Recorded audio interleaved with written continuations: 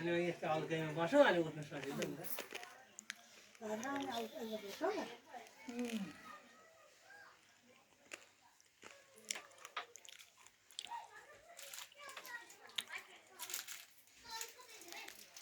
लो तिमीहरूलाई एकछिन पछि लाम्छु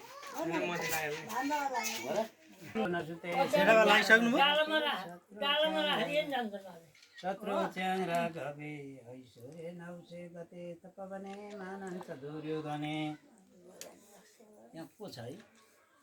आमा बस्नु न सज्ञानी विदुरी प्रभवती भवतां श्रीकृष्ण नारायणी